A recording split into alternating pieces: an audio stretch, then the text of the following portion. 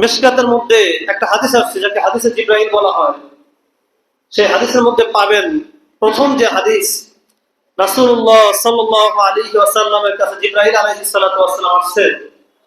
আসার পরে জিজ্ঞাসা করলেন, ইয়া রাসূলুল্লাহ, ইয়া হাবিবাল্লাহ, আখবিরনি আনিস সাআহ, আমাকে কিয়ামতের দিবস সম্পর্কে জানান, কবে কিয়ামত হবে। ফার্স্টে জিজ্ঞাসা করলেন কিয়ামত কবে কবে হবে। নবী মুহাম্মদুর রাসূলুল্লাহ সাল্লাল্লাহু আলাইহি ওয়াসাল্লাম জবাব দিলেন, মাল মাসউলু আনহা মিনাস সাইল, যে ব্যক্তি আমার কাছে প্রশ্ন করেছে তার চাইতে উত্তরদাতা কিয়ামত সম্পর্কে ভালো জানে না। সুতরাং যে প্রশ্ন করেছে সেও কিয়ামত সম্পর্কে জানে না, আমি নবী মুহাম্মদ ওই কিয়ামত সম্পর্কেও জানি না। জিবরাইল আলাইহিস সালাতু ওয়াস সালাম প্রশ্ন করলেন, তাহলে কিয়ামতের আলামতগুলো আমাকে একটু বলেন। কিয়ামতের আগে যে সমস্ত আলামত, পৃথিবীর যে হালত হবে, মানুষের যে অবস্থা হবে, সেগুলো সম্পর্কে আমাকে একটু বলেন। এবং নবী মুহাম্মদুর রাসূলুল্লাহ সাল্লাল্লাহু আলাইহি ওয়াসাল্লাম বলেছিলেন, আনতালিদাল আমাতু রাব্বাতাহা ওয়া আনতারাল হুফাতাল উরাতাল আরাতা মিন রিয়াইস শাহ, যে দাসী তার সন্তানকে জন্ম দিবে। এই হাদিসের অনেক ব্যাখ্যা উলামায়ে কেরাম করেছেন। ওয়া আনতারাল হুফাতাল উরাতাল আরাতা মিন রিয়াইস শাহ, যে এক শ্রেণী মানুষের আবির্ভাব ঘটবে কিয়ামতের পূর্ব মুহূর্তে, এমন একটা জামাত বের হবে যারা রাখাল শ্রেণী, গরিব অসহায় মানুষ, যারা নিঃস্ব, যারা এই মরুভূমিময় ময়দানের মধ্যে হাঁটার জন্য যাদের পায়ে জুতা নাই, জুতা কেনার মতো পয়সা যাদের নাই, তুমি কিয়ামতের আগে দেখবে এই সমস্ত লোকজন বড় বড় অট্টালিকা নির্মাণ করবে, বড় বড় অট্টালিকা নির্মাণ করবে। দেখেন যতগুলি আলামত রাসূলুল্লাহ সাল্লাল্লাহু আলাইহি ওয়াসাল্লাম কিয়ামত সম্পর্কে বলেছেন, প্রত্যেকটা আলামতের অবস্থার দিকে যদি একবার খেয়াল করা হয়, হাদিসের ভাষার দিকে যদি একবার খেয়াল করা হয়, মনে হয় যেন এই সময়, এই জামানা, এই হালত আপন চোখে দেখে দেখে রাসূলুল্লাহ সাল্লাল্লাহু আলাইহি ওয়াসাল্লাম সাহাবায়ে কেরামদেরকে বলে দিয়েছেন। একবার মক্কায় প্রচন্ড ঝড় বাতাস শুরু হয়েছে। হযরত ওমর রাদিয়াল্লাহু তাআলা আনহু ভীত সন্ত্রস্ত হয়ে গেলেন যে কিয়ামত যদি শুরু হলো কিনা। দৌড়ায় আসলেন রাসূলুল্লাহ সাল্লাল্লাহু আলাইহি ওয়াসাল্লামের কাছে, ইয়া রাসূলুল্লাহ, ইয়া হাবিবাল্লাহ, কিয়ামত শুরু হয়ে গেল। রাসূলুল্লাহ সাল্লাল্লাহু আলাইহি ওয়াসাল্লাম জবাব দিলেন যে এখনই কেন কিয়ামত শুরু হবে, কিয়ামতের পূর্ব মুহূর্তে ইরাক অঞ্চলকে চতুর্দিক থেকে অবরুদ্ধ করা হবে। কিয়ামতের পূর্ব মুহূর্তে চতুর্দিক থেকে ইরাক যে অঞ্চলে, ইরাককে চতুর্দিক থেকে অবরুদ্ধ করা হবে। আর তোমরা যেই মক্কা মদিনায় বসবাস করো, এই মক্কা মদিনার চতুর্দিকে যে পাহাড়, এই পাহাড় কেটে কেটে রাস্তা নির্মাণ করা হবে।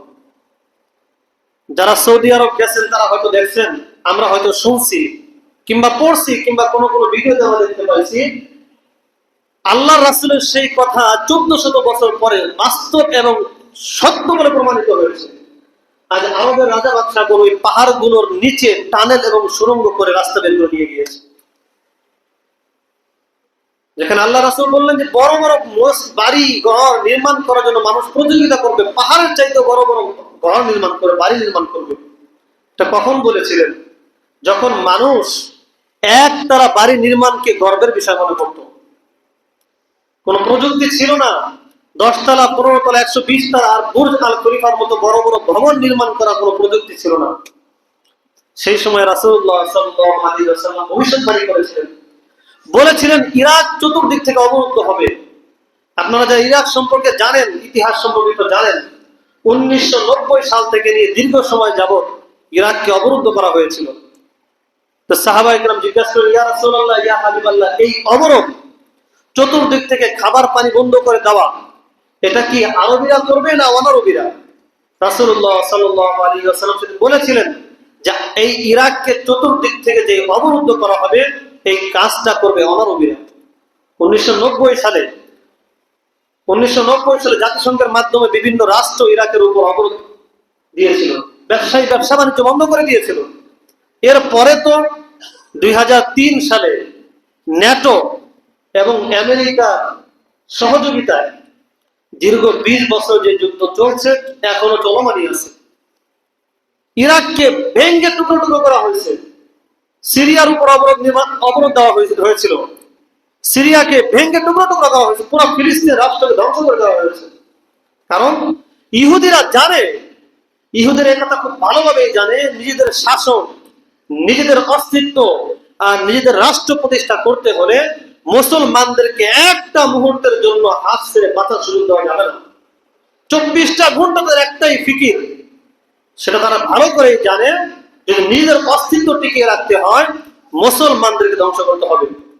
আর মুসলমানদের দুর্বল পয়েন্টগুলি, মুসলমানদের দুর্বল স্থানগুলো, যেগুলো রাসূলুল্লাহ সাল্লাল্লাহু আলাইহি ওয়াসাল্লাম যে সমস্ত এলাকার কথা রাসূল হাদিসের মধ্যে বলেছেন, ওদের প্রত্যেকটা মিশন বাস্তবায়ন হচ্ছে ওই এলাকাকে কেন্দ্র করে।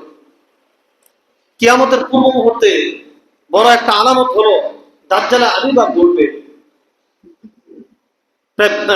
1800 সালের কোন এক মাসে, 1800 সালে বিশ্বের বিখ্যাত 300 ইহুদি একত্রে বসে একটা কনফারেন্সের আয়োজন করেছিল।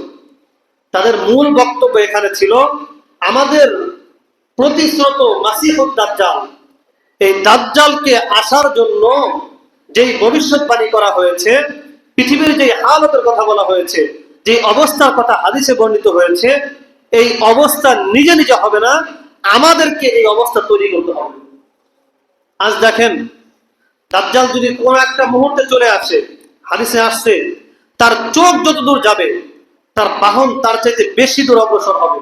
আজ পৃথিবীতে রকেট নামক যন্ত্র তৈরি হয়েছে, সেকেন্ডে 12 কিলোমিটার চলতে পারে, সেকেন্ডে 12 কিলোমিটার চলতে পারে। রাসূল ওই জামানায় বসে 1400 বছর পূর্বে বলেছিলেন, পলক যেখানে পড়বে সেখানে তার কদম গিয়ে পড়বে। এই কথা যদি রাসূল এইভাবে বর্ণনা না করে সরাসরি রকেটের কথা বলতেন, সাহাবায়ে কেরাম বুঝতেন না। অতি সহজ ভাষায় বলে দিয়েছেন, এমন এক বাহনে সে আরোহণ করবে, এমন এক বাহনের উপর সে বসবে, যে বাহন তার চোখ যতদূর যাবে সেখানে তার কদম গিয়ে পড়বে। আজ বিশ্বের দিকে তাকান, পুরো বিশ্বটাকে একদম দুর্যোগময় করে ফেলেছে। প্রেসিডেন্ট নিক্সন তার একটা বইয়ের মধ্যে লিখেছিল যে 1999 সাল পর্যন্ত যে সময়টা হবে, এই সময় পর্যন্ত বিশ্বে যত পরিবর্তন যা কিছু দরকার শাসক হিসেবে নিজেকে আবিষ্কৃত করার জন্য, আমেরিকা 1999 সালের মধ্যে সারা বিশ্বে শাসক হয়ে যাবে। নিক্সন বলেছিল এই কথা 1999 সালে। 1999 পার হওয়ার পরে যে সময়টা আসবে, এই সময়টা হবে আমাদের প্রতিশ্রুত মাসিহুদ দাজ্জালের আগমনের সময়।